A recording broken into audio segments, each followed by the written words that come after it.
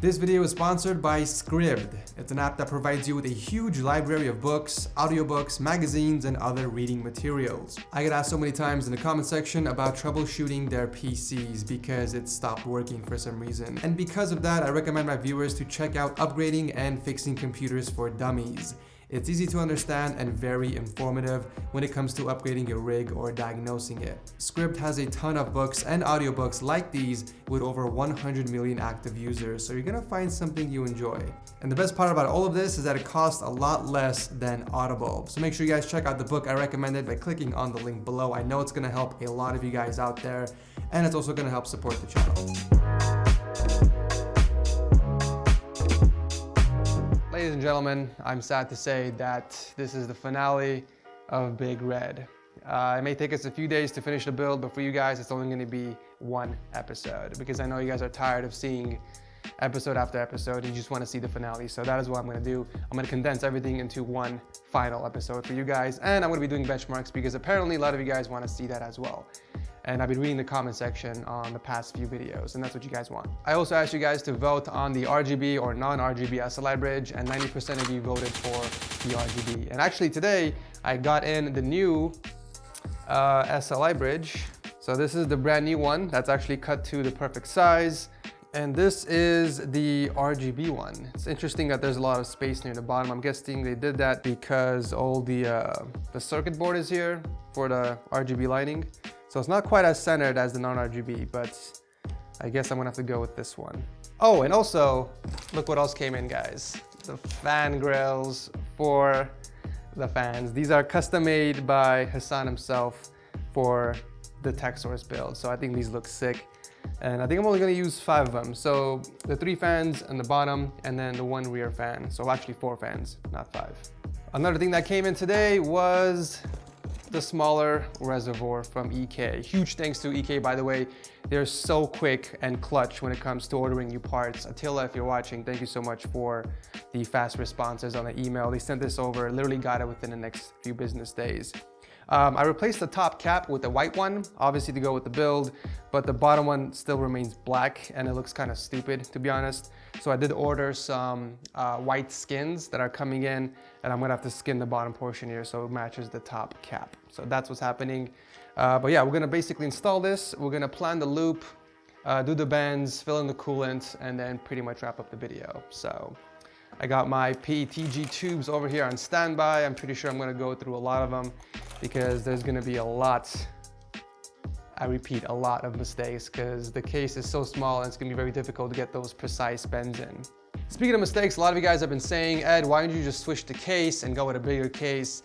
Yeah, I can do that. That's an easier fix, actually. That's the easy way out. I can get the R80 version of this case, which is a bigger version. I think it's the full ATX case instead of the micro ATX, but I'll be taking the easy way out, and I don't want to do that. I want a challenge, guys. Building PCs for so long here on the channel, it's not a challenge to me anymore. It's not fun.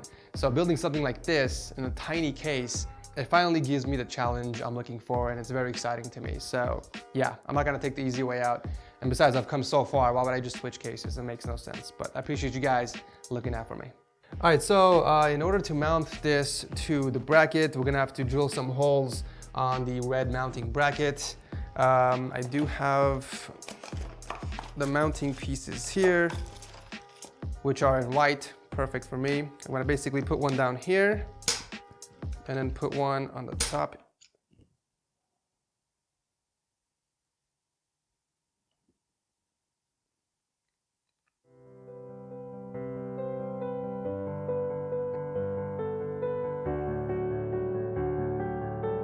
This just broke.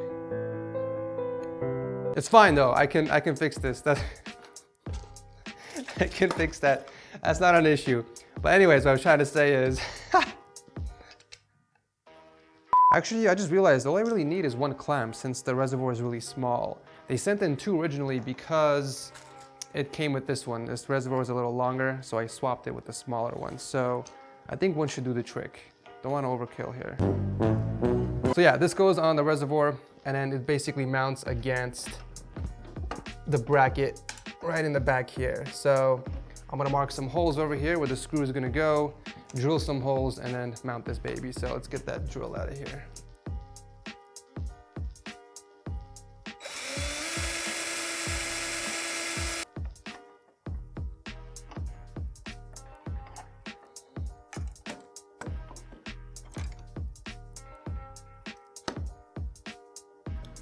All right, so reservoir and pump successfully mounted. It's a little too close to the power supply than I would have liked, but it's fine. I already figured out a different way of modding the PSU cover, which is gonna work out in the end, so I'm fine.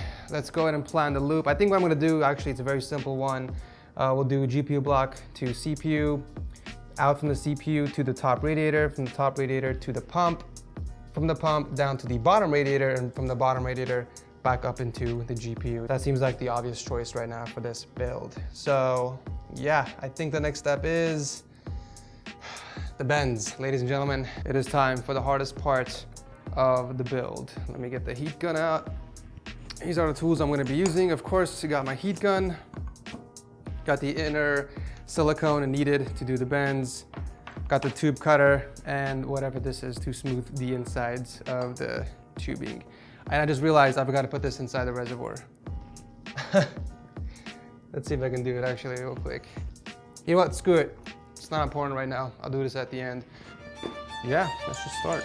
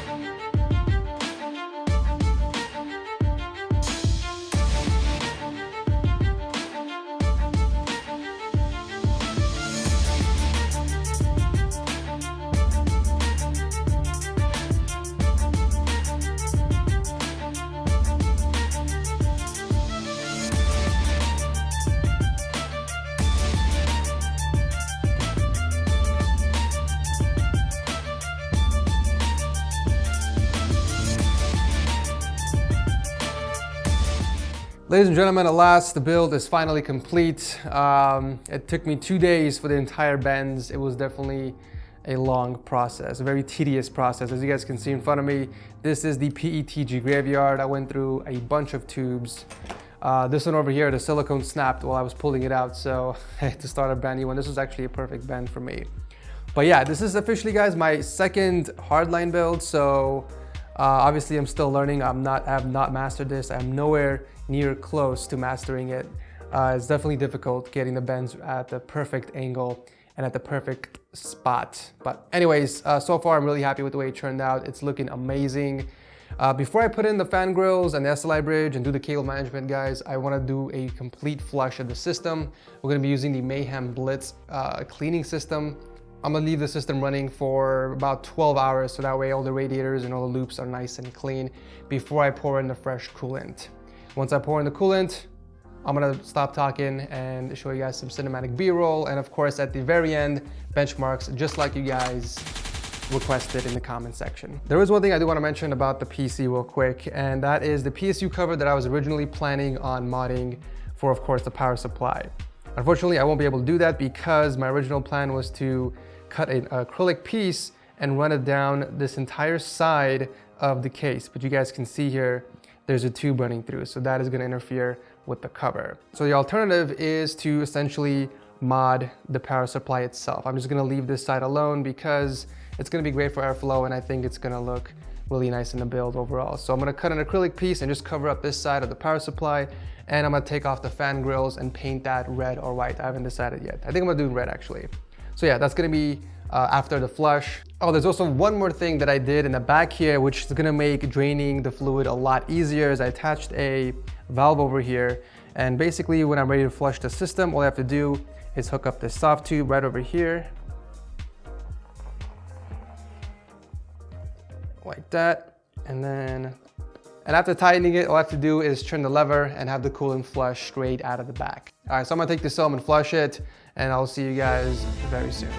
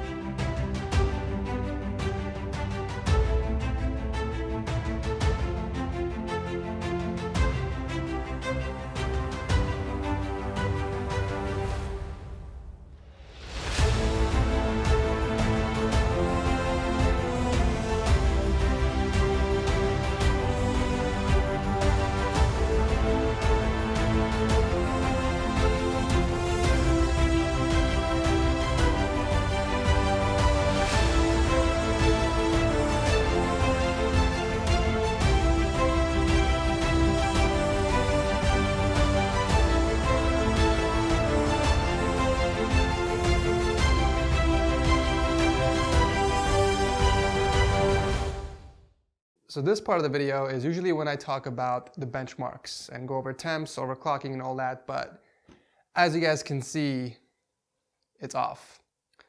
So yeah, there's no easy way of saying this. I'm just gonna jump straight into it. My computer's dead. It's 100% dead. Now, I don't know how many components got damaged in the process, but I know so far the power supply is dead and so is the motherboard.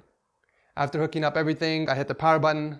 Nothing happened. There's not even any LEDs that are lighting up on the motherboard. Usually the debug code area is usually lit on motherboards, but for this one, nothing. Not a single light source coming from the motherboard.